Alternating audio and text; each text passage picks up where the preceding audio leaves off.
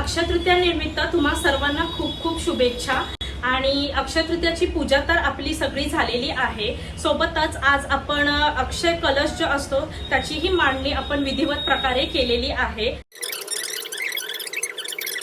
फूल ना फूल पण फुलाची पाकळी म्हणून मी एक छोटंसं सोन्याची वस्तू खरेदी केलेली आहे। हॅलो, नमस्कार, स्वागत आहे तुमचं आमच्या मराठी यूट्यूब चॅनलवर, ज्याचं नाव आहे मराठी व्लॉगवाले श्रद्धा अँड प्रकाश। चला तर मग आजच्या ह्या मिनी व्लॉगला सुरुवात करूया। हॅलो फ्रेंड्स, तर आज आहे अक्षय तृतीया। ही अक्षय तृतीया तुमच्यासाठी धन धान्य समृद्धी भरभराटीची जाव हीच ईश्वरचरणी प्रार्थना। तसेच तुमच्या आयुष्यातलं सुख समृद्धी धन धान्य नेहमी अक्षय राहो हीच लक्ष्मी माताच्या चरणी प्रार्थना। आजच्या दिवशी जे काही चांगलं कार्य कराल तर ते नेहमी अक्षय राहील आणि ते वाढतच जाईल असं पुरातन काळामध्ये म्हटलं गेलेलं आहे।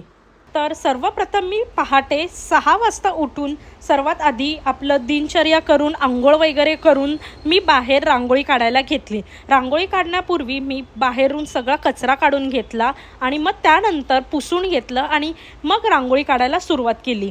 तर ह्या ठिकाणी मी रांगोळीमध्ये वेगवेगळे असे शुभचिन्ह वापरून रांगोळी बनवलेली आहे।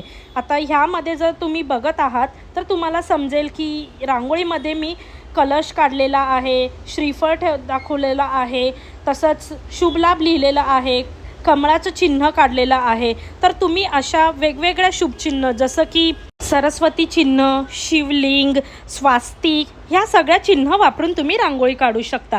तसेच शक्य असल्यास मी रांगोळीमध्ये ना पिवळा आणि लाल रंगांचा हमखास वापर करते। सोबतच आता तुम्ही बघत आहात मी लक्ष्मीची पावलं सुद्धा ह्या ठिकाणी काढून घेतलेली आहे। तर ह्या ठिकाणी आपली ही रांगोळी काढून झालेली आहे आणि रांगोळी काढून झाल्यावर मग मी ह्या ठिकाणी आहे ना देवाची भांडी देवाच्या मूर्त्या ज्या आहेत त्या स्वच्छ करायला घेतलेल्या आहेत। तर सगळ्या देवाच्या मूर्त्या छान अशा चकाकून काढायच्या आहेत। तर त्यासाठी ना इथे मी डिशवॉश लिक्विड जे असतं ना ते टाकून घेतलेलं आहे आणि ह्याच्यामुळे काय होतं ना तर आपली ही जी देवाची भांडी असतात ती लवकर साफ होऊन निघतात आणि जास्त असं जोर लावावा लागत नाही आणि आपला बराचसा वेळ ह्यामुळे वाचला जातो। आता तुम्ही जसं व्हिडिओमध्ये बघत आहात मी एक एक करून सगळी ही देवाची भांडी आणि देवाच्या मूर्त्या उजाळून घेत आहे। देवाची भांडी आणि देवाचे जे मूर्त्या आहेत ना त्या धुण्यासाठी इथे मी एक वेगळा असा ब्रश ठेवलेला आहे।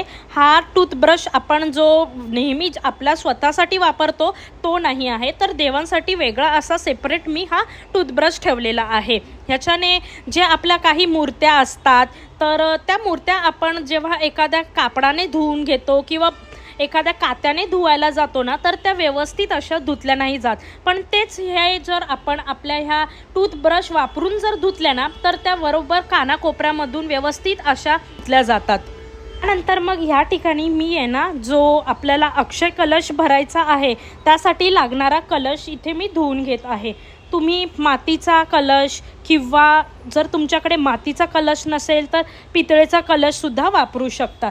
असं काही नाही आहे की तुम्हाला ह्या ठिकाणी पितळेचा किंवा मातीचाच कलश वापरायचा आहे। देवाची सगळी भांडी धुवून झाल्यावर आणि मूर्त्या उजळून झाल्यावर ह्या ठिकाणी मी सूर्यदेवाला जल अर्पण करून घेतलं। तर ह्या ठिकाणी आपल्या सूर्याला जल देऊन झालेला आहे आणि आता आपण बाकीची तयारी करून घेणार आहोत, म्हणजे आता आपण आपल्या अक्षय तृतीयेच्या पूजेला सुरुवात करणार आहोत। चला तर मग पूजा कशी करते ते पाहायला या। तर मी आहे ना आपला जो कुलदेवतेचा नारळ असतो ना तो मी पूजून ठेवते। तर ह्यासाठी इथे मी स्वच्छ धुतलेला कलशमध्ये पाणी घेतलं, 1 रुपयाचा कॉईन टाकला आणि त्यानंतर मग एक सुपारी अख्खी सुपारी टाकली आणि अखंड तांदूळ ह्या ठिकाणी थोडेसे असे टाकलेले आहेत। मग त्यावर मग आता हळद कुंकू वाहून घेतलं। त्यानंतर मग जो आपण आपल्या कुलदेवतेचा नावाने नारळ ठेवतो ना त्या नारळाला स्वच्छ पाण्याखाली धुवून घ्यायचं आणि मग त्यावर हळद कुंकवाचे बोटं लावून घ्यायचे आणि हा नारळ मग आपल्या कलशवर ठेवून घ्यायचा।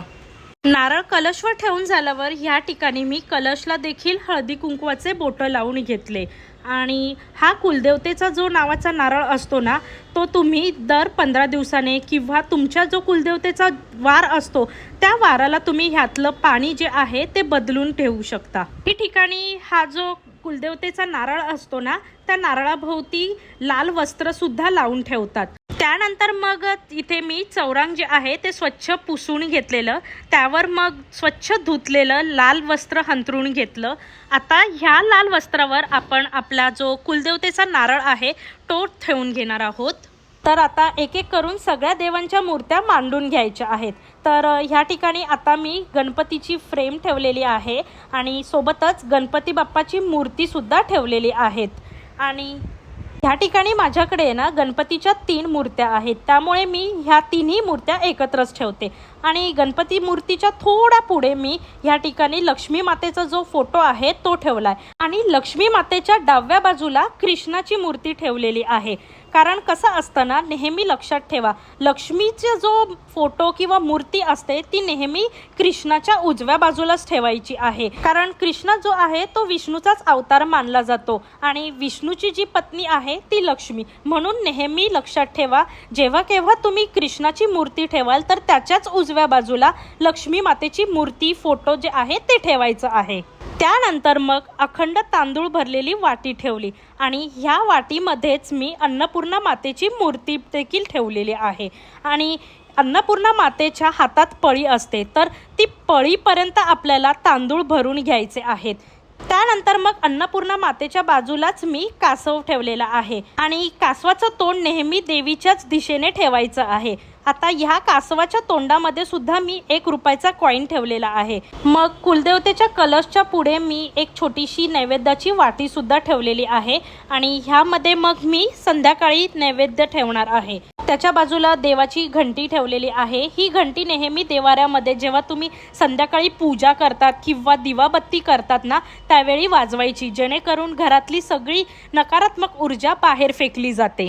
त्यानंतर मग चौरंगाच्या सर्वात पुढे मी दोन्ही बाजूला हत्ती ठेवलेले आहेत आणि असं म्हटलं जातं की घरामध्ये हत्ती ठेवणं हे खूप शुभ असतं. तुम्ही जर खाली दक्षिण भारतामध्ये गेला ना तर त्या ठिकाणी देवींचे जे मंदिरं आहेत ना तर तिकडे हत्तीला खूप महत्त्व आहे.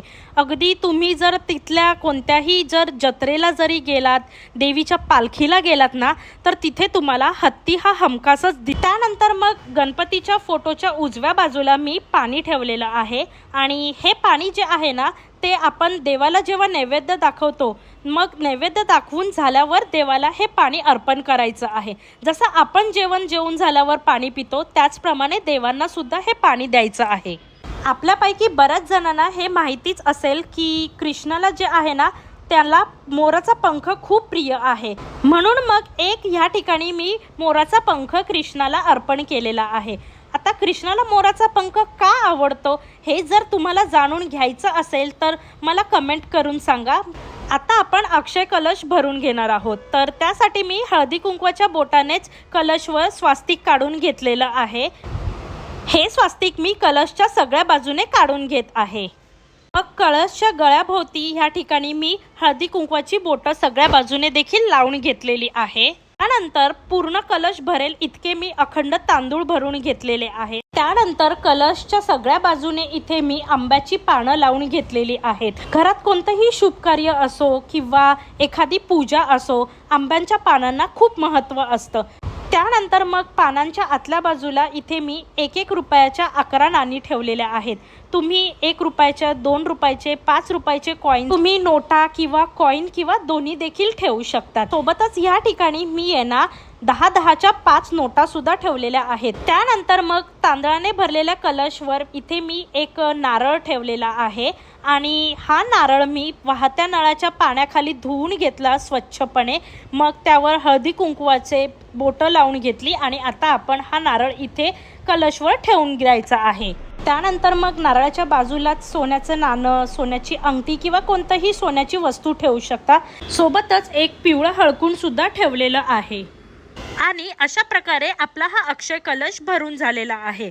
असं म्हटलं जातं की अक्षय तृतीयेला जे काही आपण कर्म करतो ना तर ते नेहमी अक्षय राहतात, ते कधीच संपले जात नाही. म्हणून आजच्या दिवशी दान धर्म, चांगले कर्म किंवा चांगल्या गोष्टींची खरेदी करायची असते। हे अक्षय कलश भरण्यामागे अशी आख्यायिका आहे की जेव्हा पांडव वनवासासाठी गेले होते त्यावेळी श्रीकृष्णाने द्रौपदीला एक अक्षय पात्र दिलेलं, ज्यामध्ये धान्य होतं, जेणेकरून वनवास भोगताना त्यांना कधीच धान्याची कमतरता भासू नये। म्हणून आपण आजही अशा प्रकारे अक्षय तृतीयाला अक्षय कलश मध्ये धान्य, सोन्याची नाणी किंवा एखादी सोन्याची वस्तू भरून ठेवतो। त्यानंतर मग हे अक्षय कलश मी चौरंगावर ठेवलं आणि सोबतच त्यावर फूल देखील वाहिलेलं आहे। तसेच इतर सगळ्या देवांच्या मूर्त्यांसमोर फूल अर्पण केलेलं आहे। तर अशा प्रकारे आज आपण अक्षय तृतीयाची पूजा केलेली आहे आणि अक्षय तृतीयाच्या दिवशी आमरसचा नैवेद्य दाखवला जातो। त्यामुळे मग आज मी फळांचा राजा अर्थातच आंब्याला नैवेद्य म्हणून ठेवलेलं आहे।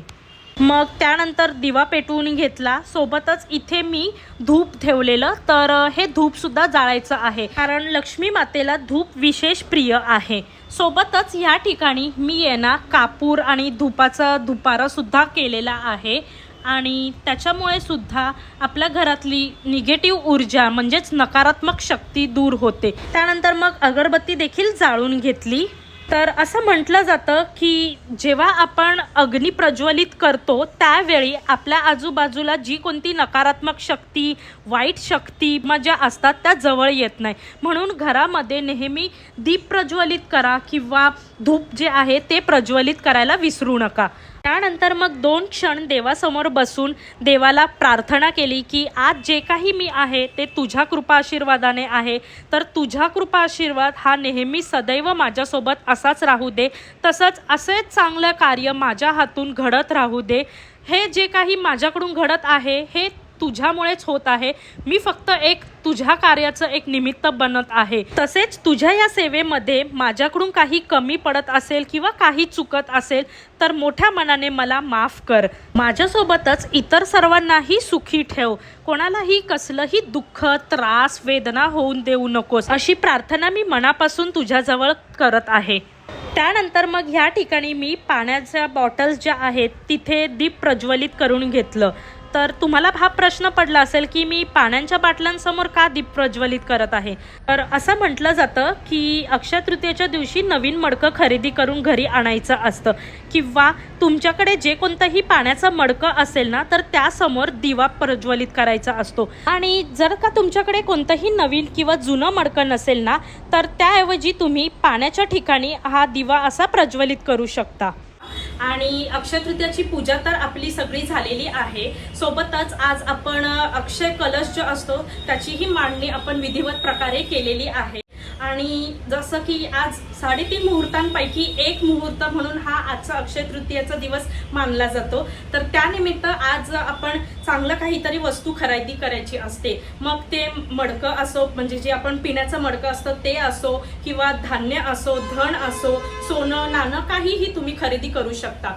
कारण असं म्हटलं जातं की आज आपण जे काही खरेदी करतो तर ते जे आहे ते कधीही संपलं जात नाही, ते नेहमी वाढत जातं। म्हणून आजच्या दिवशी खरेदी करायची असते चांगल्या गोष्टींची। तर ह्या निमित्ताने मी सोन्याची खरेदी केलेली आहे। फूल ना फूल पण फुलाची पाकळी म्हणून मी एक छोटंसं सोन्याची वस्तू खरेदी केलेली आहे। चला तर मग ती आज आपण घ्यायला जाऊया।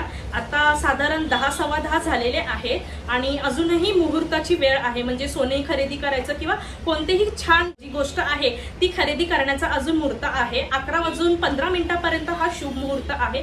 तसं तर पूर्ण दिवसच मुहूर्त आहे, पण जो खरेदी करण्याचा मुहूर्त जो मी ऐकून होती तर तो आहे 11:15 तर मग त्यानिमित्ताने आपण चला सोन्याचं जे आपण बनवायला टाकलेलं ते आज आणायला जाऊया। चला। तर ह्या ठिकाणी मी सोन्याची वस्तू खरेदी करून आणलेली आहे आणि ती वस्तू जी आहे ती म्हणजे आहेत इकडे मी कानातले बनवलेले आणि हे कानातले मी अक्षय कलशच्या उजव्या बाजूला ठेवले, त्यावर हळद कुंकू वाहिलं आणि देवाजवळ प्रार्थना केली, तुझी कृपा अशीच माझ्यावर आणि माझ्या कुटुंबियांवर सदैव राहो। तर आजचा हा मिनी ब्लॉग कसा वाटला हे आम्हाला लाईक, शेअर आणि कमेंट करून नक्की कळवा। तसेच आमचे नवनवीन व्हिडिओज पाहण्यासाठी चॅनलला सबस्क्राईब करायला देखील विसरू नका। लवकरच भेटूया पुढच्या व्हिडिओमध्ये, तोपर्यंत बाय।